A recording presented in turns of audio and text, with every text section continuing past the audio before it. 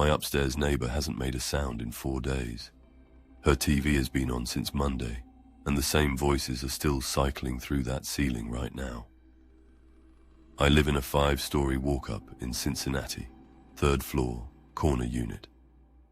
I moved in last March when my downtown lease expired and rent became something I stopped pretending I could afford. The building is old, converted from a light industrial operation in the 40s. Ceilings a little low, floors that talk when you step on them, pipes that announce the temperature in their own language. You learn your neighbors in a building like that whether you choose to or not. The woman upstairs, Diane from the mailbox label, had a schedule I'd memorized without meaning to. Up at 6:30, the audible clunk of a coffee maker with a loose basket, shower, out the door by 7:40. Home by 5:30, TV on, footsteps cycling from kitchen to couch to bedroom, light off by 11. For 9 months, I could have set a clock by her. Monday morning, I woke to the coffee maker above me. I left for my warehouse shift at 6:50 and didn't think about it. Tuesday evening, nothing. No footsteps, no shower running. The TV didn't go off at 11. I figured she'd gone somewhere, stayed with family. People disappear for a few days and it means nothing. Wednesday the same. By Thursday, the absence felt the way a missing tooth feels. You keep testing the space, not because you expect to find something wrong, but because the gap is there. I went upstairs and knocked. No answer, but I could hear the television through the door. Low, voices cycling in and out of coherence, something with a studio audience. I pressed my ear to the wood, felt immediately ridiculous about it, and went back downstairs. Friday, my neighbor Frank, retired postal worker, 1st floor, a man who notices everything, stopped me in the stairwell. Had I talked to Diane? He was getting a smell from his ceiling, not strong, not the smell you read about in crime reporting, but wrong. The kind that sits at the back of your awareness and makes you ask a question you don't want answered. He'd slid a note under her door on Thursday. I went back upstairs. Frank was right about the smell. I called building management and left a voicemail. The property manager said she'd send the super Monday. That night, the TV above me ran its low murmur of voices. At 1:17 a.m., I heard something I couldn't map onto any sound the building normally made. A long, continuous drag across the floor above me. Not a footstep, not furniture bumping, not pipes. Something pulled in a slow, deliberate arc. 12 seconds, maybe 15. Then silence. You know how your building sounds at 1 a.m. You know which noises belong to the structure and which ones belong to people. That sound didn't belong to either. The super came Saturday morning, not Monday. Frank had called building management directly and used the word smell. The master key opened Diane's door at 9:45. She had been dead since Monday evening. Cardiac event, sometime around 9 p.m. 5 days on her kitchen floor. The television was still running, same channel, same murmur of voices. The coffee maker had burned itself dry sometime Tuesday and left a black ring scorched into the element. I asked the super about the drag sound I'd heard Friday night. He said there'd been no maintenance, no deliveries, no one in the building after 10. He said it the way you say something when the alternative is too uncomfortable to look at directly. I have spent 11 days trying to find an explanation that holds. Structural settling, thermal expansion, a body doing what bodies do in the days after. None of it fits the 12 seconds. The direction, the way it moved across the room in a single slow arc and stopped. Last night, at 1:17 a.m., I heard it again. The new tenant doesn't move in until December. That's the first story. The next one started with a piece of paper in my email inbox, and it ended in the far corner of a parking garage on a floor I had no reason to visit. My access card scanned into the parking garage at 11:52 p.m. last Thursday. I was in bed by 10. I work in a commercial office building in downtown Columbus. Marketing department, second floor. I've had the same parking spot in the attached garage for 3 years. It's an underground structure, 6 levels deep.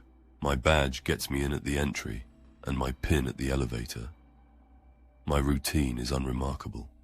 In by 8:15, out by 5:30, never after 6, unless there's a deadline I can't escape.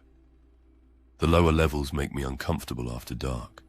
The fluorescent lighting down there is the institutional kind that makes everything look slightly wrong, and sound moves strangely. Your own footsteps echo back at a delay that doesn't match the space.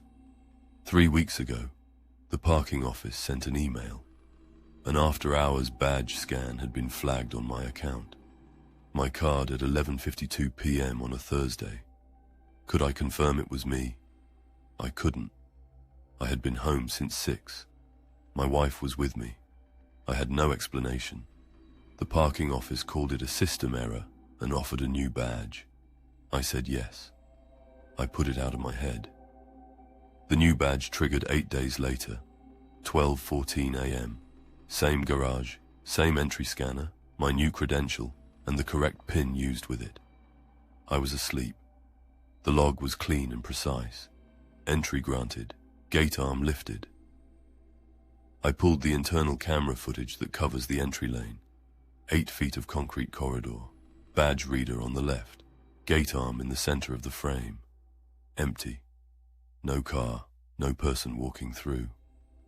The gate had opened for nothing. Security called it a phantom read. Older RFID hardware, scheduled for maintenance. The third event was a Wednesday, 2:09 a.m. Not the entry scanner, the elevator reader inside the garage, the one requiring credentials to access floors 4 through 6. Long-term parking, stored vehicles under tarps, no reason for anyone to be there outside business hours. My credential, my PIN, 2:09 a.m., level 6. No camera on that reader, just the log. I went down there in daylight. Told my manager I'd forgotten something in the car. The elevator took 40 seconds to reach 6. The doors opened onto dimmed fluorescence, rows of vehicle-covered shapes, the smell of concrete dust and old oil. In the far corner, behind a row of tarped vehicles that hadn't moved in months, there was a folding chair, a sleeping bag, rolled tight and strapped with a bungee cord, a zipped duffel bag, a small battery lantern, dark but warm to the touch when I pressed my palm to it. Someone had been living on level 6, and they had my credentials. I stood there doing the math on how many nights, how many mornings they had ridden the elevator down and walked out through the same entry I use, past my car on level 2, out into a city that has no system for tracking someone who knows how to stay just outside the camera frame. I took the elevator down. I reported it to building security. They swept level 6, removed everything, filed a report. The credential was cycled. No one was ever identified. I park in a surface lot 2 blocks away now. I haven't gone back. Some mornings, walking to that lot at 8 a.m., I count the people moving around me on the sidewalk, just to make sure the number adds up. It always does. So far. I've never been able to make that one make sense. The third story is different in setting, but it ends the same way, with a feeling you can't put down. The office directory shows 31 employees on the 12th floor. Security says the building has been locked since 7 p.m. The elevator just came from 12, and the last button pressed inside the car was the 12th floor button.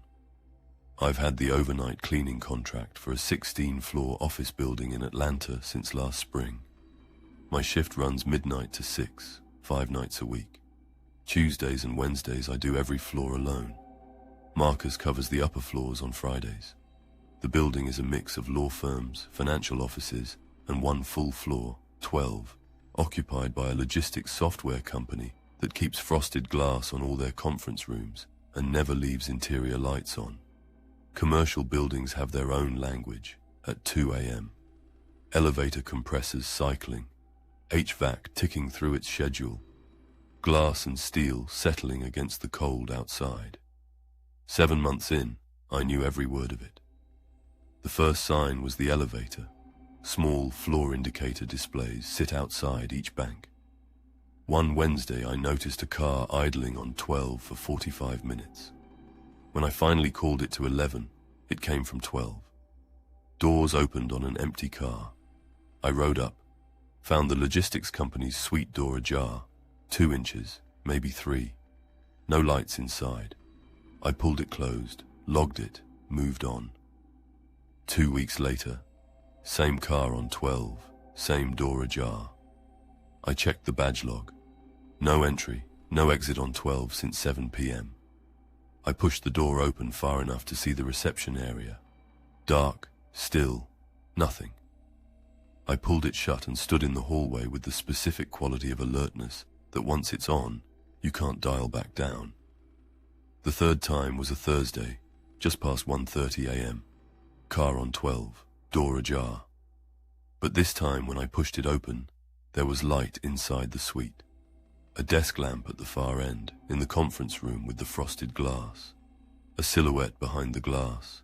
Seated. Not moving. You know what it feels like when something rewrites the context of the last several weeks in about 3 seconds.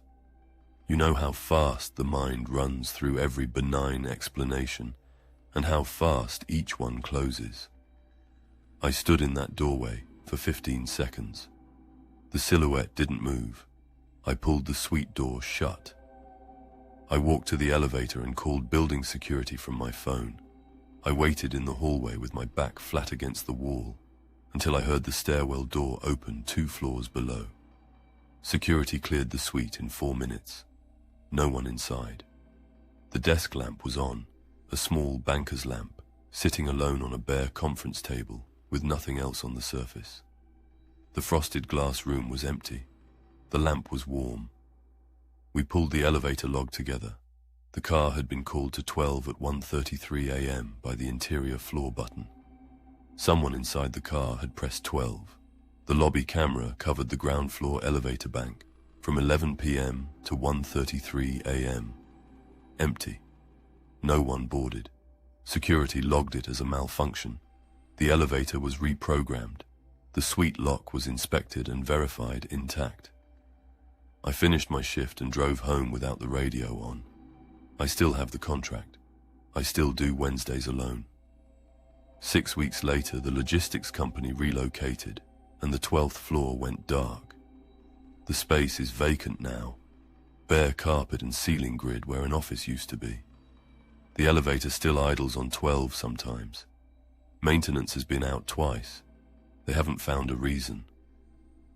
Last month, I was on 11 at 2 a.m. when the elevator chimed above me. I heard the tone through the ceiling the way sound carries in an empty building at night.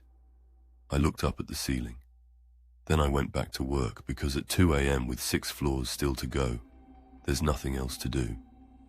If something like this has happened to you, a sound, a figure, something in a building you were sure was empty, drop it in the comments. I read everyone.